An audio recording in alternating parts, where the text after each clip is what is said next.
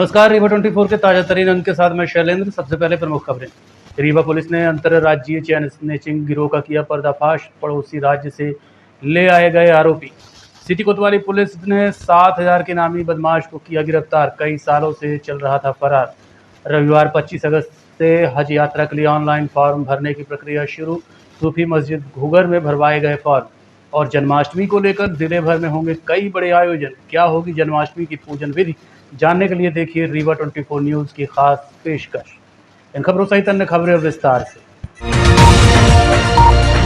Rewa police ने chain snatching करने वाले अंतर्राज्यीय गिरोह का पर्दाफाश किया है। सभी आरोपियों को पड़ोसी राज्य उत्तर प्रदेश से गिरफ्तार कर रीवा लाया गया है। पत्रकार वार्ता के दौरान पुलिस ने बताया कि मुखबिर की सूचना मिलने पर पुलिस अधीक्षक रीवा श्री विवेक सिंह, अतिरिक्त पुलिस अधीक्षक शहर श्री अनिल सोनकर एवं नगर पुलिस अधीक्षक श्रीमती शिवाली चतुर्वेदी के द्वारा थाना समान प्रभारी निरीक्षक हितेंद्र शर्मा, थाना विश्वविद्यालय प्रभारी आशीष मिश्रा की टीम को मार्गदर्शन देकर अलग अलग स्थानों पर नाकाबंदी की गई और तलाशी करने पर आरोपी अजय कुमार भारती, उम्र 32 वर्ष, ऋषभ केशरवानी एवं शुभम यादव, सभी निवासी प्रयागराज उत्तर प्रदेश, चाक घाट में पकड़े गए, जिनसे पूछताछ पर संबंधित घटनाओं एवं अपराध को किया जाना स्वीकार किया गया। बदमाशों का प्रयागराज पुलिस से आपराधिक हिस्ट्री की जानकारी लेने पर अजय भारती संपत्ति संबंधी अपराध करने का दुर्दांत अपराधी है, जिसका थाना कर्नलगंज में आपराधिक रिकॉर्ड का लेखा जोखा भी है, जिसकी प्रति मंगाई गई। इसी तरह लूटे गए जेवरों को बेचने में मदद करने वाले राहुल कनौजिया निवासी प्रयागराज को गिरफ्तार किया गया। सभी को रीवा लाकर पूछताछ की गई, जिन्होंने विश्वविद्यालय थाने एवं अन्य थानों में लूटपाट की घटना करना बताया। बदमाशों को गिरफ्तार कर 3 दिन का पुलिस रिमांड लिया गया है, जिसमें रीवा जिले में चैन स्नैचिंग की अन्य घटनाओं के खुलासा होने की संभावना है। बदमाशों से 2 प्रकरणों में 26 ग्राम सोना मशरूका बरामद की गई, जिसकी कीमत लगभग 2 लाख रुपए है। अन्य घटनाओं में लूटी गई मशरूका बरामद करने के लिए टीम रवाना हो गई है। 4 सदस्य हैं उसके। परसों इनको जो है चाक घाट के पास से पकड़ा गया है और पूछताछ पर इनसे समान और विश्वविद्यालय थाने के जो अंतर्गत लूटें हुई थी उनके बारे में इन्हें कबूल किया। 3 मामले जो हैं अपने विश्वविद्यालय थाने के दिनांक 19/4/24 को श्रीमती उषा पांडे हैं, ये इनने चैन स्नैचिंग की थी। इसी तरह 5/7/24 में ये सीमा सिंह थी, इनके साथ भी इनने चैन स्नैचिंग की थी।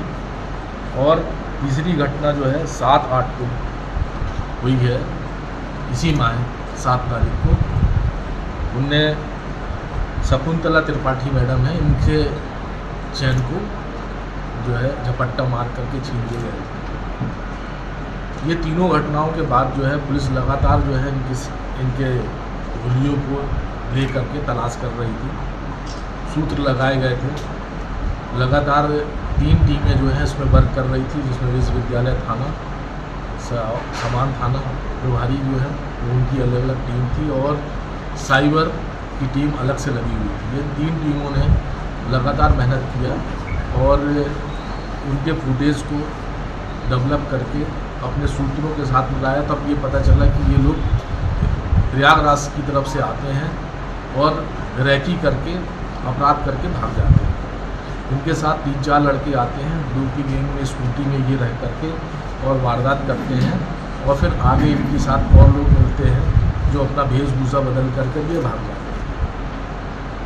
पुलिस जो है सूत्रों की सूचना के आधार पर माननीय पुलिस अधीक्षक महोदय और नगर पुलिस अधीक्षक के नेतृत्व में पूरी टीम इकट्ठी की गई थी और ये जानकारी थी कि आज ये लोग आ रहे हैं। इस घटना में परसों चाक घाट से लेकर के विभिन्न स्थानों पर जहाँ पे आने की संभावना थी वहाँ पे पुलिस की टीम लगी हुई थी।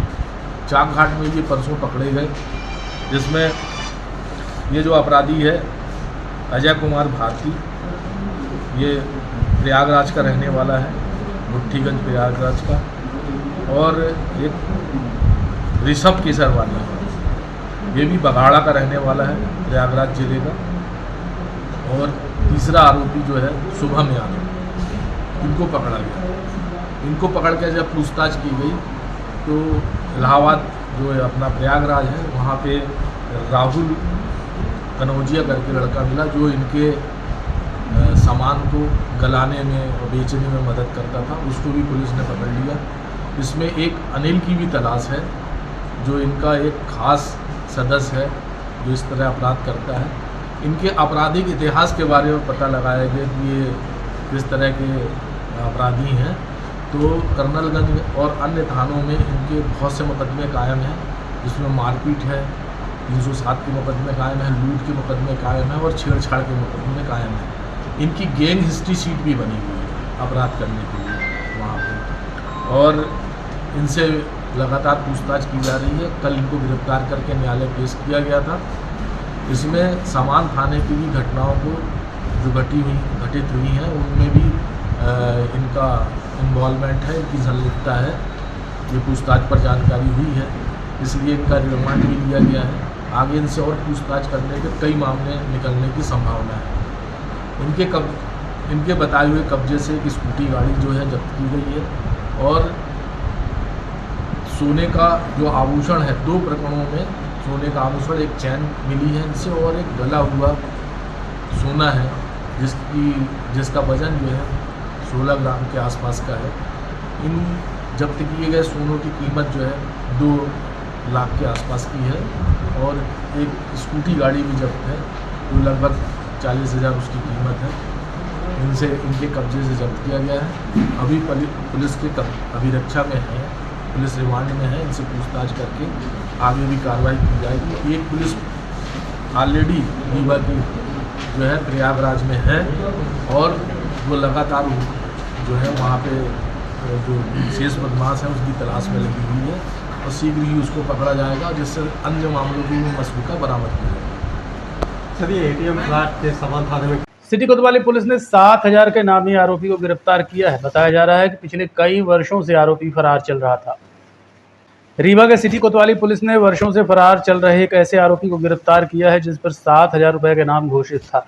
थाना प्रभारी जेपी पटेल ने बताया कि पुलिस अधीक्षक श्री विवेक सिंह के नेतृत्व में टीम गठित कर थाने के 2 अलग-अलग अपराधों में फरार आरोपी अभिषेक बंसल उर्फ मलिंगा, पिता स्वर्गीय शंकर बंसल, उम्र 24 साल, निवासी नारायण चक्की के पास बिछिया थाना को लाकर कोतवाली में कई धाराओं पर गिरफ्तार किया गया। आरोपी घटना से लगातार फरार था जिसकी गिरफ्तारी के लिए रीवा पुलिस ने 7,000 रुपए का इनाम भी घोषित किया था जिसको न्यायालय में पेश कर जेल भेज दिया गया है। ये जो फरार बदमाश है, वारंटी है, इनके तहत भी रीवा पुलिस की निरंतर धरपकड़ की कार्रवाई जारी है। इसी की तारतम्य में 7,000 रुपये का जो इनामी बदमाश था अभिषेक बंसल उर्फ मलिंगा को कोतवाली पुलिस ने गिरफ्तार किया। इसमें अलग अलग टीमें बनी हुई थी और बेहतर काम किया है और आरोपी को गिरफ्तार कर लिया है। अब इस पर अग्रिम कार्रवाई की जा रही है। भारतीय संविधान के सम्मान, सुरक्षा और संवर्धन के लिए आज पथ संचलन एवं सभा का आयोजन किया गया। भारतीय संविधान के सम्मान, सुरक्षा और संवर्धन के लिए आज पथ संचलन और क्लस्टर अधिवेशन का आयोजन किया गया। इस दौरान स्वामी विवेकानंद पार्क से पथ संचलन निकाला गया जो शहर के विभिन्न मार्गों से होते हुए सरदार पटेल संस्थान पहुंचा, जहां उपस्थित अतिथियों ने भारतीय संविधान पर प्रकाश डाला। आयोजनकर्ताओं का कहना है कि संविधान पूरी तरह से लागू हो और जन जन तक संविधान पहुंचे, इसके लिए कार्यक्रम 2018 से लगातार जारी है।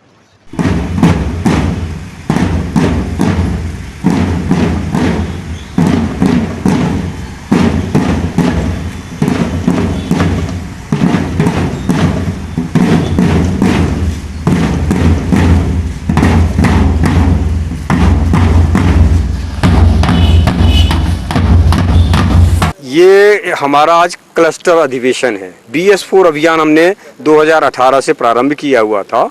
इसका संबंध था भारतीय संविधान, सम्मान, सुरक्षा और संवर्धन। तो इस विषय को लेकर हमारे साल माने 2018 से हमने प्रारंभ किया हुआ था। उसी क्रम में यह आज पथ संचलन किया गया है कि लोग संविधान के प्रति जागरूक हों और संविधान को पूर्ण रूपेण क्रियान्वयन कराने की दिशा में सरकार कदम उठाए और पब्लिक के बीच में पूरी तरह से संविधान के प्रति जागरूकता आनी चाहिए। जब हम जागरूक होंगे तो निश्चित तौर से हम संविधान को लागू कराने में सफल होंगे। तो संविधान को पूर्ण रूपेण क्रियान्वित कराने के लिए और इस देश में रहने वाले तमाम लोगों का प्रतिनिधित्व तमाम संस्थाओं में जैसे कार्यपालिका, न्यायपालिका और व्यवस्थापिका में हो, इसी विषय को लेकर हम इस देश में पूरी तरह से आंदोलन में सक्रिय है और हमारा ये संगठन पूरी तरह से शांतिपूर्ण ढंग से लोगों को जागरूक करने की दिशा में प्रबोधित करता है। आज का हमारा एक कार्यक्रम सरदार पटेल संस्थान में भी होगा जो रात माने 10 बजे से लेकर शाम को 5 बजे तक चलेगा। इसमें हम विषयों पर अपने विचार व्यक्त करेंगे, हमारे अतिथि लोग आएंगे वो उस पर विचार डालेंगे। वर्तमान में अभी इस समय जो है नियम कुछ बदले जा रहे हैं, इसमें आप क्या कहें? जी, हमारे यहाँ पर अभी जो है हम लोग भारत के संविधान को पूर्ण रूपेण लागू कराने की दिशा में जो हम जागरूकता फैला रहे हैं, उसी दिशा में चलते हुए हम अपने संसद के माध्यम से बात करेंगे कि इस संविधान को लागू कराने की दिशा में जो आवश्यक कानूनी पहल है उसे करें। जैसा कि अभी आपने जो विषय छेड़ा, 1 अगस्त 2024 को माननीय सुप्रीम कोर्ट के द्वारा जो आदेश पारित किया गया, निर्णय पारित किया गया है कि उसमें जो SC है ST है उसमें भी क्रीमी लेयर लागू हो और उसमें भी उपवर्गीकरण किया जाए, उसके संदर्भ में भी हम लोग विवेचना कर रहे हैं और विवेचना करने के बाद जिस तरह से आवश्यक होगा उस तरह से कार्रवाई करने के लिए अग्रसर होंगे। जी, मेरा एडवोकेट RS वर्मा। बीते दिनों नशा मुक्ति केंद्र में डॉक्टर की हत्या के बाद पत्नी ने पुलिस पर लापरवाही का आरोप लगाया है। गत 19 अगस्त रक्षाबंधन के दिन एक चिकित्सक की पीट कर हत्या कर दी गई थी, जिसमें अभी तक पुलिस ने 3 आरोपियों को भी गिरफ्तार किया है, जबकि 2 आरोपी फरार हैं। लेकिन अब मामले में नया मोड़ आया है। मृतक डॉक्टर रुद्रसेन गुप्ता की पत्नी ने आरोप लगाया कि उनके पति को पीट कर जब थाने ले जाया गया तो पुलिस ने कोई कार्रवाई नहीं की, बल्कि समझौता कराकर वापस भेज दिया।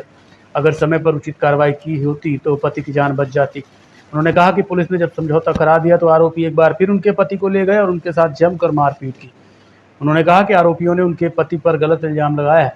उनका किसी महिला से कोई संबंध नहीं, बल्कि उनका खुद का 2 महीने का वेतन बाकी था, जिसको लेकर विवाद चल रहा था और 2 महीनों से उन्होंने काम भी छोड़ दिया था। घटना के दिन रात 8:15 के आसपास फोन आया और बताया गया कि आपके पति ICU में भर्ती हैं। जब वहां पहुंचे तब तक पति की मृत्यु हो चुकी थी।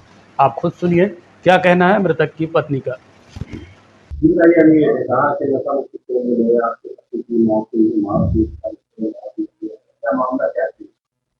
लोगों की सैलरी की लेके बातचीत हो रही थी जब वो जॉब कर रहे थे, है ना। उसके बाद ये अब 20 दिन हो गया करीब वहाँ छोड़े हुए। वहाँ छोड़ने के बाद काम हम लोग निश्चिंत हो चुके थे कि चलो कोई ऐसी प्रॉब्लम है नहीं।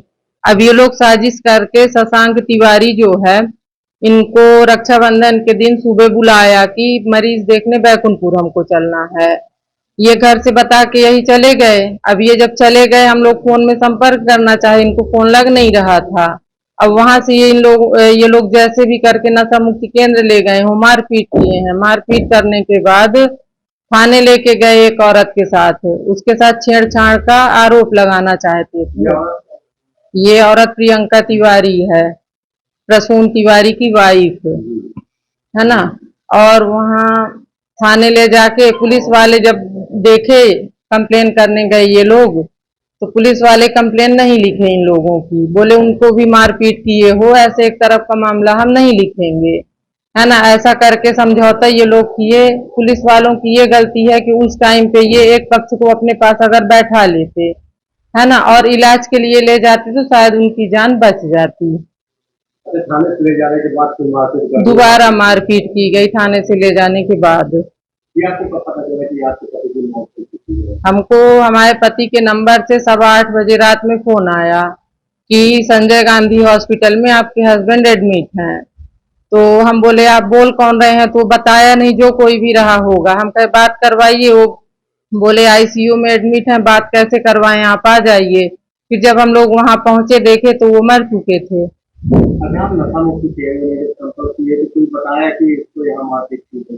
नहीं, ये नहीं बताए थे हमसे। ये इसमें जो मेन संचालक है नीलेश तिवारी, ये अभी कहाँ है? आपको संपर्क किए क्या? नहीं, संपर्क नहीं किए, वो फरार हैं। अब पुलिस उनको पकड़े, ढूंढे, उनका अकाउंट वगैरह सीज करे। वहाँ कब से काम कर रहे थे आप? ये कुल 2 महीने, 25 जुलाई से 2 महीने कंप्लीट हुए हैं। उसके बाद ड्यूटी बंद हो गई थी वहाँ की इनकी। जिस टाइम पे ये ड्यूटी भी करते थे उस टाइम पे भी नीलेश तिवारी सैलरी नहीं देता था 1 महीने होने के बाद। उसके बाद फिर ये जब ड्यूटी जाए 1 महीने 10 दिन के बाद, तो हमसे बोल के जाते थे कि अगर हम 7 बजे तक वापस नहीं आते हैं या कि हमारा फोन नहीं लगता है, तुम फोन जरूर कर लेना, तो तुम ये मान लेना कि वो हमको अंदर बेड़ दिया है। ऐसा क्यों लगता था? अब वहाँ यही जाते थे ड्यूटी, वहाँ मरीजों के साथ, लोगों के साथ मारपीट की जाती थी, देखते थे, उस वजह से शायद इनमें डर बना रहा हो।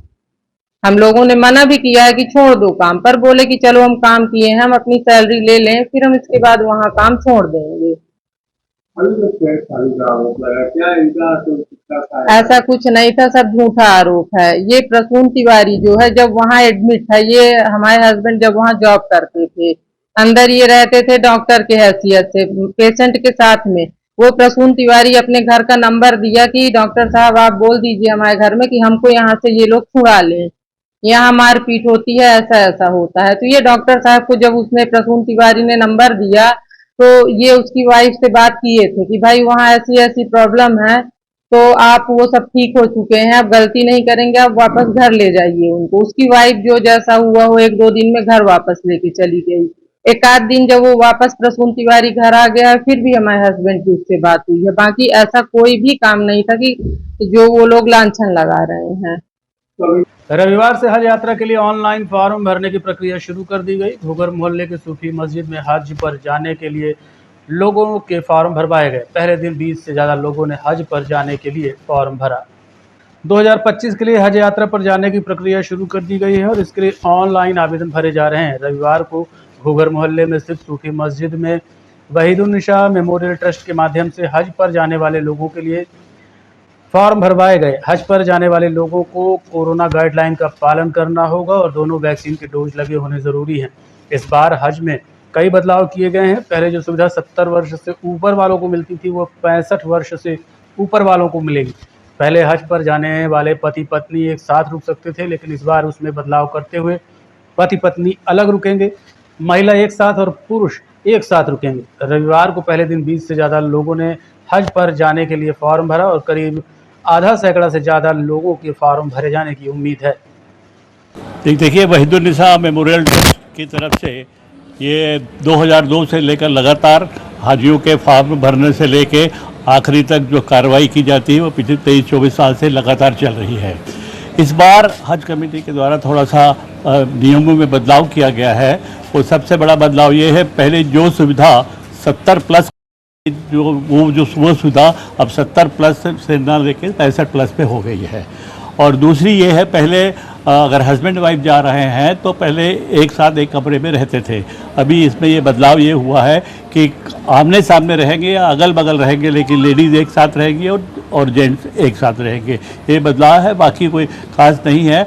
और अभी जो है, अभी जो आज पहला कैंप है ये फॉर्म भरने का, अभी तक करीब 10 फॉर्म भरे जा चुके हैं। उम्मीद है कि 20 फॉर्म तक अभी भरे जाएंगे और टोटल जो जाने वालों की संख्या होगी वो करीब 40 के आसपास होगी इंशाअल्लाह ताला। फॉर्म भरने की तारीख कब तक है? अभी 9 सितंबर तक फॉर्म भरने की आखिरी तारीख है। हो सकता है ये तारीख बढ़ जाए, हो सकता है ना भी बढ़े। हाजियों की सुविधाओं के लिए किस तरह की व्यवस्थाएं बनाई जाएंगी और क्या क्या होता है? इस साल हज कमेटी द्वारा बहुत सारे बदलाव किए गए हैं, जिसमें जैसा हाजी साहब ने बतलाया कि क्या नाम है 65 प्लस वालों के साथ में एक कम को जो 70 प्लस में सुविधा मिलती थी वो 65 प्लस में हो गई है। लेकिन 65 प्लस वाले के साथ में एक शर्त और जोड़ दी गई है कि वो कंपेनियन के बगैर, मतलब अपने सहयोगी के बगैर नहीं जा पाएंगे। उनके साथ में एक सहयोगी जिसकी उम्र जिस दिन रवानगी होगी उस दिन उनकी उम्र 60 साल से कम होनी चाहिए। और इस बार जो है सुविधाओं में एक ही ज़िले के हाजी एक ही होटल पर और करीब करीब आसपास ही रहेंगे। अभी तक यह होता था कि अलग एक ही ज़िले के लोग अलग अलग बिल्डिंग में रहते थे। उसको इस बार चेंज करके हज कमेटी द्वारा कोशिश ये की जा रही है कि एक ही बिल्डिंग पर रहे, एक ही फ्लोर पर रहे, एक ज़िले के आदमी।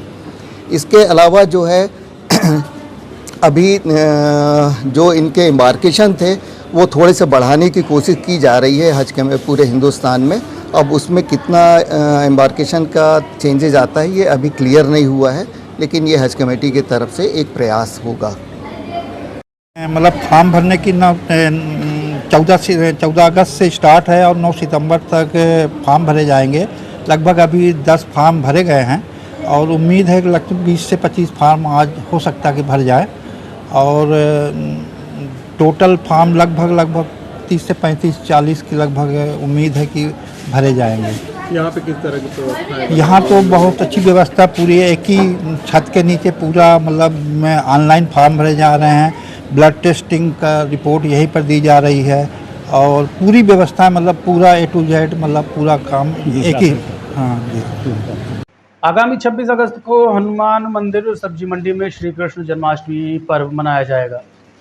सोमवार 26 अगस्त को भगवान श्री कृष्ण का जन्मोत्सव मनाया जाएगा। द्वापर युग में भगवान विष्णु ने भाद्रपद मास के कृष्ण पक्ष की अष्टमी पर श्री कृष्ण अवतार लिया था। इस बार जन्माष्टमी पर्व पर सोमवार और रोहिणी नक्षत्र का योग होने से सर्वार्थ सिद्धि योग बन रहा है।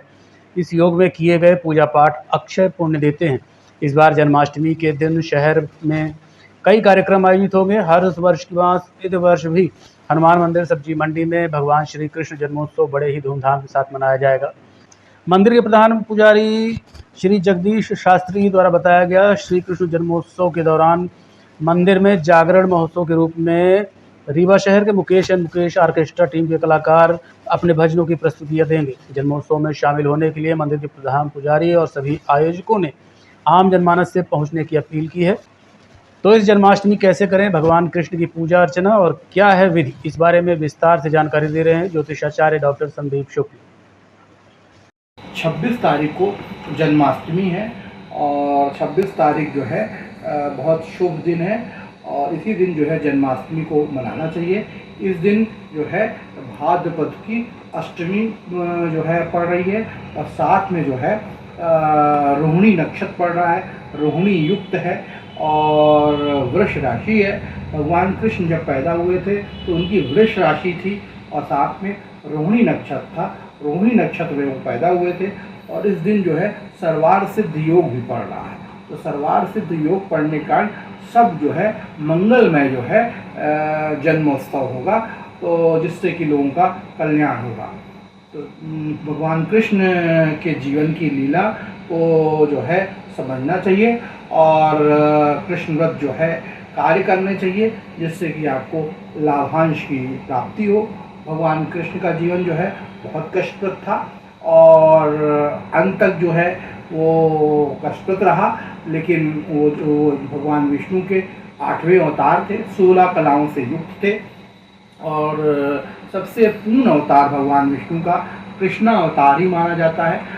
भगवान कृष्ण का जब अपन जन्मोत्सव करते हैं, उनका जन्म करते हैं, तो उसको खीरे में रख के गोपाल जी को उसका जन्म किया जाता है, दूध में रख के किया जाता है, उनको माखन मिश्री जो है भोग भी चढ़ाया जाता है, शालीग्राम को भी जो है माखन मिश्री जो है शालीग्राम भोग लगाया जाता है और साथ में उनको नए वस्त्र वगैरह पहनाए जाते हैं, चंदन टीका अक्षत चावल ये सबसे जो है उनकी पूजा की जाती है और साथ में जो है भगवान कृष्ण का जन्म 12 बजे रात हुआ था और रात्रि में जो है पैदा हुए थे, तो 12 बजे के रात तक जो है जन्माष्टमी का पूरा मुहूर्त रहेगा।